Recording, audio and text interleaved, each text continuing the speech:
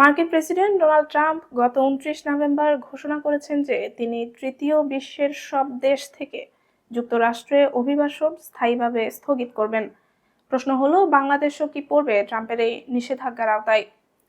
ট্রাম্পের সিদ্ধান্তের মূল প্রেক্ষাপট হিসেবে ওয়াশিংটনে ন্যাশনাল গার্ডের ২ সদস্যের উপর হামলা এবং আফগান নাগরিকদের সম্ভাব্য সংশ্লিষ্টতা উল্লেখ করা হয়েছে।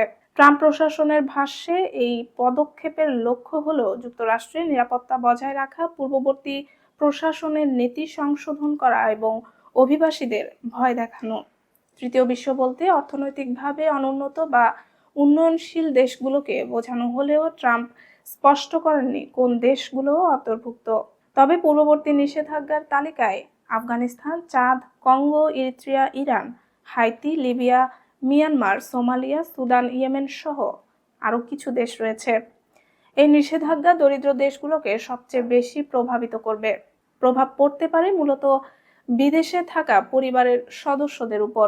স্বামী, স্ত্রী, সন্তান বা মা বাবার যুক্তরাষ্ট্রে প্রবেশ সীমিত হতে পারে, ফলে পারিবারিক পুনর্মিলন বিলম্বিত বা ব্যাহত হবে।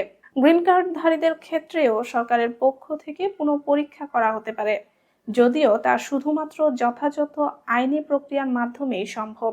বিশ্লেষকরা বলছেন, স্থায়ী স্থগিত বলতে আইনি দিক থেকে কোনো চূড়ান্ত বা অপরিবর্তনীয় নিষেধাজ্ঞা বোঝায় না।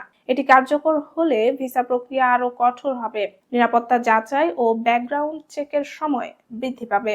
একই সঙ্গে যুক্তরাষ্ট্রের সরকারের কঠোর অবস্থান দেখানোর পাশাপাশি আন্তর্জাতিক পররাষ্ট্রনীতিতে চাপের হাতিয়ার হিসেবেও এই নীতি ব্যবহার করা যেতে পারে।